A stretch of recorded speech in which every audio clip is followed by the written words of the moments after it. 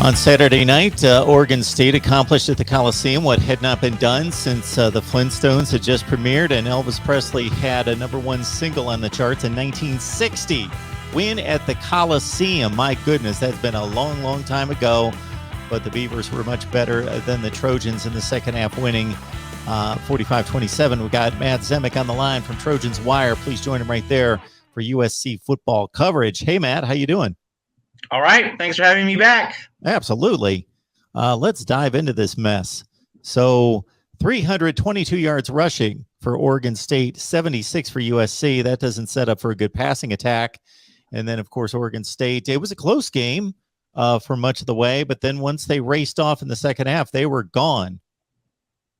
Yeah, it felt a lot like the Stanford game, didn't it? It was 2 weeks ago. Stanford had led 42-13 midway through the second half. Here, Oregon State led 42-17 midway through the second half.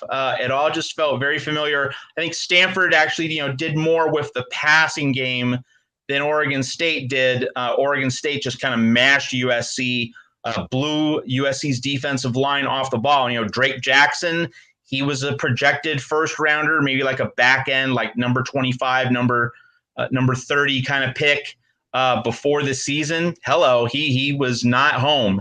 No one on USC was home on the defensive front. The defensive line was supposed to be one of the stronger position groups on the roster, along with the wide receivers, but nobody on the defensive line showed up against Oregon State. And, they were just moving the pile. The Beavers were moving the pile 5, 6, 7 yards, did an occasional wide run to kind of stretch USC's run defense horizontally, but then, we're able to do plenty, between the tackles and the main gaps up the middle. And it was just very easy. Like, 3rd and 1, like it was almost a lock that Oregon State was going to get 2-3 yards, just absolutely no resistance. And so this is the second straight home game, the second game in a 3-game stretch that USC's defense was AWOL on its home field, playing with very little energy, very little passion. So it's a good reminder, Mark, that, Clay Helton wasn't on the sidelines for this game, but you still saw all the imprints. And so the coaching staff left behind, Dante Williams, the interim head coach, Todd Orlando, the defensive coordinator, getting rid of Clay Helton didn't fix things. And it is a sign of how deep the wreckage is, how much the new coach has to sort through and fix, how much of a culture change is needed at USC. A lowly regarded roster in regards to recruiting rankings, piling up 322 yards on the ground. And as Matt said, not a whole lot of damage in necessarily quantity through the air, 19 pass attempts, but they completed 15 for 4 touchdowns and over 200 yards. So, wow. Oregon State wins at USC. So you alluded to the coaching staff and what is left of it from the Clay Helton era, but that will not be the case going forward. Yeah, so this is the kind of game which was very helpful in terms of providing clarity, right, Mark? I mean, these guys are auditioning for jobs, and if they wanted to stay on the staff, if they wanted to get any kind of leverage with athletic director Mike Bone, who essentially is the guy running the program, when an AD fires the head coach in week 2, that means that the AD's in charge. The AD's making this statement that, hey, we have to change the program. So, Dante Williams is technically the head coach, but it's Mike Bone who's really running the show, determining where the program goes from here. So these guys are auditioning for Mike Bone and where they're going to be in 2022. So it's pretty clear. Todd Orlando, not going to be the defensive coordinator next year. Dante Williams, we talked about what his ceiling was if he wanted to stay at USC. And my view was that the ceiling was defensive coordinator. Head coach out of the question. Defensive coordinator, let's see what happens. Well, guess he's not going to be defensive coordinator after this performance against Oregon State. And, Graham Harrell, it was never realistic to expect Graham Harrell was going to be back because they're not going to have the air raid at USC. Like, the fans don't want it. It's a very sore spot with the fan base. And, of course, the air raid has made USC soft. We saw it again. The running game is just not even an option for this offense. And with Keaton Slovis there, he doesn't have the dual threat dimension of Jackson Dart being able to make plays outside the pocket, being willing to take the ball and run with it, kind of have a linebacker mentality, a quarterback. Kedon Slovis is not that guy. He's a pocket passer, just wants to get the ball out of there, read the defense, make the right pass. He doesn't have that running capability. And we saw Oregon State, Chance Nolan, he completed the 15 of 19 passes, as you mentioned, but also he can run. He can tuck it under and run with it. He ran up the middle, ran to the side, ran from many different angles.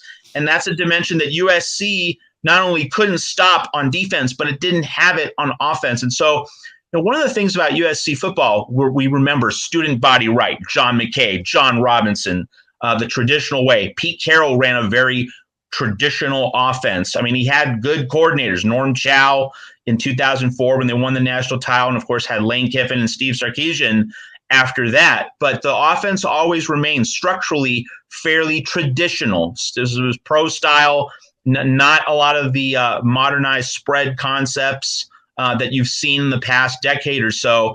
USC still ran a traditional style. So people at USC are inclined to think, hey, we got to go back to a traditional offense. And again, you're not going to see the air raid. But the bigger point, it's less about playing style, Mark. It's more about having a quarterback who can make different kinds of plays. And Kedon Slovis is limited to being a pocket passer. Jackson Dart, had he been able to play, he would have played against Oregon State. And you can see how different the USC offense is without Jackson Dart.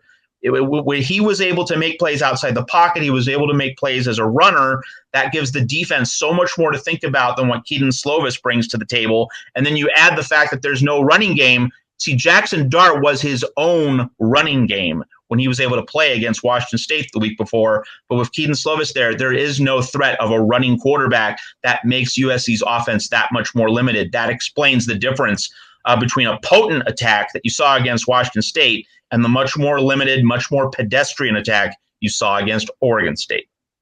Yeah, it's just a less of a margin for error when you've got a pocket passer. He better be on his game. He better be one of the very best in the nation, because he's basically either incapable or unwilling to run the ball versus a quarterback that threatens the defense. They've got to worry about the rush lanes. They've got to worry about him breaking contain, picking up first downs on third down. So it's a completely different mindset from the defense and what they have to guard against, and so many more options for the offense. So, Matt, we talked last week after the big 45-point explosion against Washington State that sometimes in these type situations with an interim head coach, sometimes it galvanizes the troops and they play above their heads or play to their talent level and they have a good season. We've seen that at USC a few times. Or the train derails. And this, you're talking about the two worst teams along with Arizona in the conference. And so USC was able to pull it together for a half against Washington State, but here against Oregon State, they weren't. And that has to be very concerning. Yeah. I mean, the teeth of the schedule is still coming up, Mark. Utah, Arizona State, Notre Dame, UCLA, and BYU. BYU looks really good. So, the way USC is playing, we're looking at like a 5-7 season. 6-6 might be the ceiling for this team. You're going to beat Colorado this Saturday. You would think, you would hope. Going to beat Arizona. Other than that, how many likely wins are out there? And here's another thing: that San Jose State team that USC drilled in Week 1, San Jose State scored 3 points in a 20-point loss to Western Michigan. So that kind of retrospectively puts that game in a better light. The San Jose State, we thought they were going to be good, but they're not. And so that the USC's wins are over a San Jose State team that looks terrible and over Washington State. Yeah, there's no doubt that they had the schedule in mind when they pulled the plug on Clay Helton, because they didn't want mediocrity to look better than it actually was against 3 soft opponents, but also to set up the new regime to at least give them a chance to do something here in 2021, give them a great place to get rolling with 3 games here against the worst part of the schedule, and then to move on from there. But they haven't even been able to take advantage of that. They should win at Colorado, but it's a road game and they couldn't win at home against Oregon State. So This Colorado team has looked awful the last couple of weeks after a pretty spirited effort against Texas A&M earlier in September. Yeah, and I mean, I don't. It's not a lock, and USC is a touchdown favorite, and that USC. If USC is USC should be favored by like 21, 24 points, but only 7, and that itself tells you that it's not an actual lock in Boulder. Matt Zemek, Trojans Wire. We always appreciate him stopping by to break down USC football for us. Matt, thank you so much. Enjoy the rest of your week and the weekend of college football. Thanks so much, Mark. Always appreciate it.